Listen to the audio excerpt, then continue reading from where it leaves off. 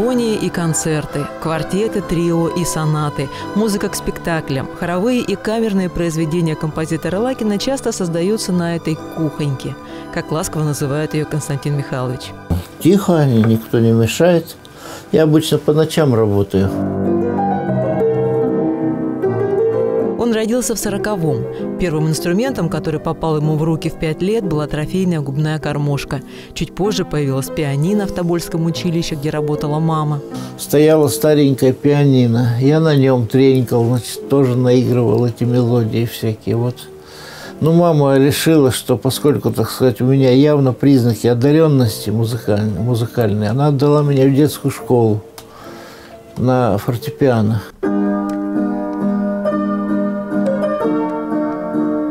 Карьера композитора началась в Томском музыкальном училище. Затем был красный диплом Казанской консерватории, аспирантура и возвращение в родной город, чтобы учить молодых теории музыки и, конечно, создавать ее. Сам Дмитрий Дмитриевич Шостакович благословлял. И учился он у профессора Лемона, который был одним из видных учеников Шостаковича. Так что по композиторской линии Константин Михайлович является внуком Шостаковича.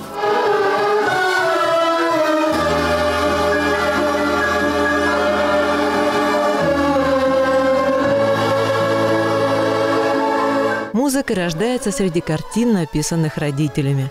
Рабочее место мамы на старой фотографии под тем же озером горных духов у того же фортепиано фирмы «Красный Октябрь». А бабушка по-прежнему строго глядит с портрета, как глава семьи. Я, в общем-то, традиционалист, композитор.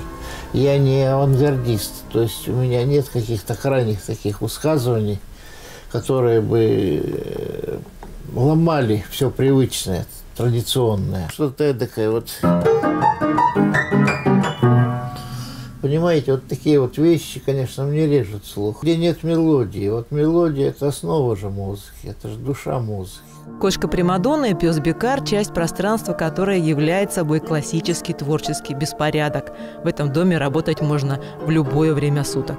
Жена Жанна Вениаминовна с утра ученый-метеоролог, а вечером концертмейстер и главная скрипка в разных коллективах. Каждый год 2 марта они садятся в такси, чтобы вспомнить свое первое свидание. 29 лет тому назад на этом самом месте, в такой же машине, ехали мы с Константином Михайловичем непонятно куда. И когда я у него спросила, по какому поводу он такой веселый, он сказал: у мамы день рождения, ей 70 лет, а мне 45, и я без семьи. Сначала по центральным улицам Томска, а потом вместе и всю жизнь. В этом году машину вел Саша, начинающий водитель и уже опытный музыкант. Со скрипкой он не расстается с 3 лет. Семья – это творческая лаборатория должна быть все-таки.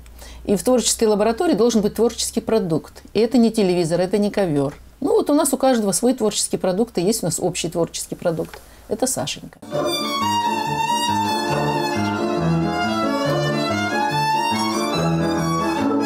Саша часто исполняет музыку отца. Жанна Вениаминовна тоже.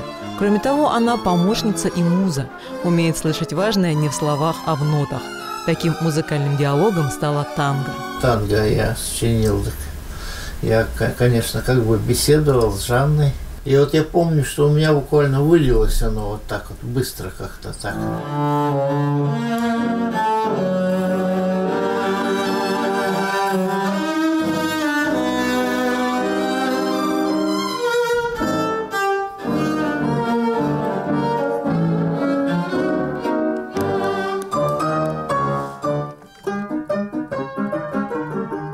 Не обделен в семье вниманием и четвероногий друг Бекар. И хотя нет для него специального музыкального произведения, Константин Михайлович с удовольствием дарит ему импровизацию. Прогулка вокруг дома почти ритуал.